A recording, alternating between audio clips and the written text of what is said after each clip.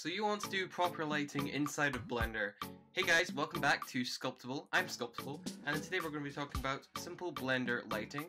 And as you can see here, I've got a basic model of Stitch from Lilo and Stitch that I sculpted earlier. I'm just going to demonstrate how to do some basic lighting. Now first things first, you need to have some light sources in, so I'm going to drop some of those bad boys into the scene real quick. Now, you can experiment with the lighting you want to create. Say it's for a client or a piece of visual research.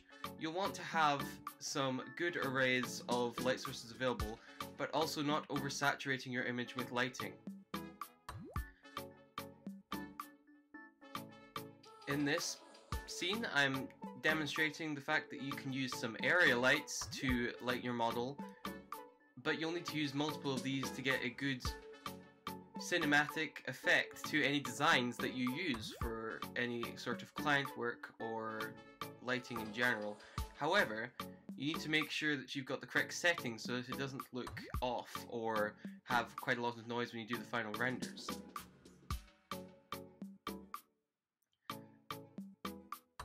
Now I duplicate both of these light sources together to get a nice even distribution of light and bounces across the model. And I've also got a Eevee setting called Bloom enabled, which I recommend, which you can find in the settings drop down. But as I've got these together, you can see that there's some shadow being cast behind the model, but that's okay because when you render it, it won't actually show up. But this is how you get a nice bland distribution of lights on models in Blender. But I'd like to show you how to get more detailed and more interesting using color.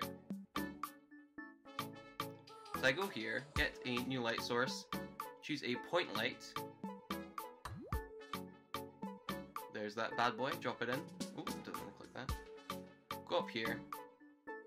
And then I normally go from the range of 3000 to 5000 for my lighting sources. I make sure to not make the bloom too high on your models. Don't go higher than the ratio that Blender automatically assigns it when you turn it on.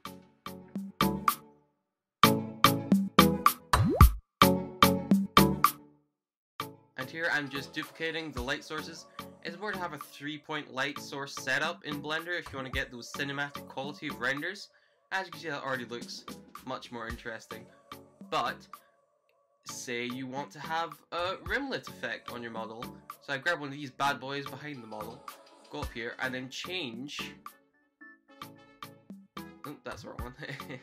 I go up here and I change the power of the light source once I change the radius to make it larger, and then I go to change it to about 50,000, which is too bright, but you need to go within this range to get your model lit. So about 10,000 should do it. Yeah, about 10,000-ish.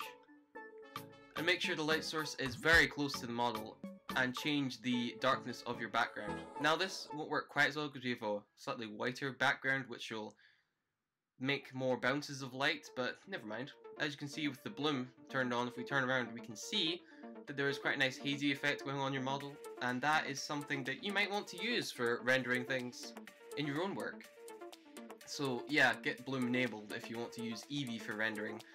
That's just a note, I'm using Eevee instead of Cycles for rendering because I just like using bloom a lot in my renders. But say you want to have some color, you want to make your models pop. So go into each of your light sources and change their brightness values, or their power as it's called in Blender. And then have a little fiddle around with the settings if you want. As you can see here, I'm moving in the light sources a bit more, and then changing the colors. And if you want to get a nice colorful aesthetic and you want to make it pop, go for harmonizing colors and contrasting colors if you want to make your model pop. And obviously get rid of your basic white light. Get out of there, it's not nice. And as you can see, it already looks more interesting, but the thing is we need to change the saturation of our colors and also change the brightness levels, which I'm going to show you how to do in just a minute. So what you do is you go into your colors and make sure that they are harmonizing or contrasting depending on what you want to do. I'm going for more of a contrasting look here, but you can experiment and see what you like the most. But I'm going in and then I'm just placing my light sources for the moment, but I'm also making sure to change the power levels so that I can get a nice effect of color across the model and not just some bland, harshly lit thing that doesn't look appealing to the viewer. So you go back in, you do a little bit of messing around, you change the white balance values, you change the color settings. Ooh, that looks pretty nice. You change everything together and you add some reds, some blues, some yellows, and it really just makes the model pop. Now, say you wanted to just do a single color render and you wanted to have it in a grey tone without much materials, you can do that.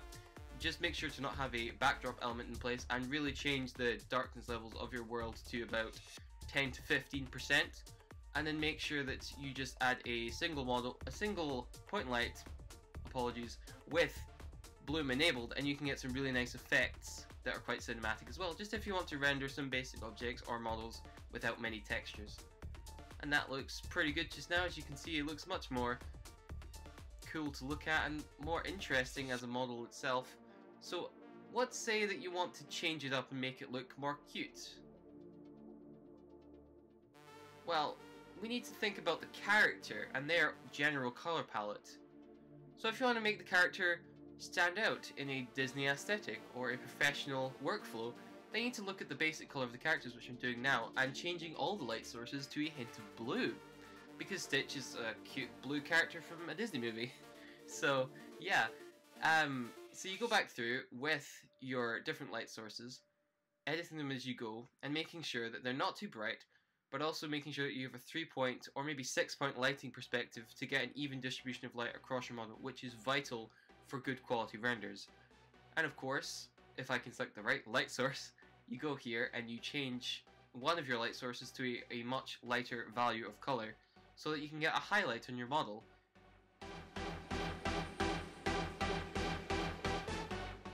And doesn't that just look very nice? It looks much more representative of the character, and it just looks more cute and funny and something that you want to actually look at.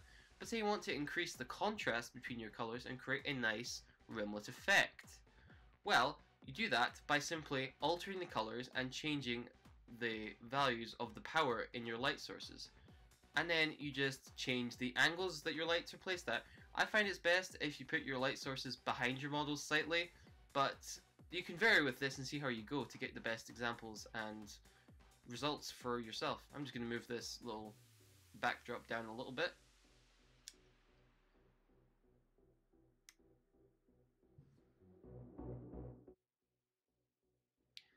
So, I hear you cry in the comment section down below. What if you want to make Stitch scary looking?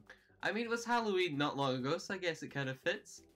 Yeah, so let's go through and change this up a little bit. So, if you want to make something scary or spooky or evil looking, you need to go for the more heightened states of aggression in our color palettes.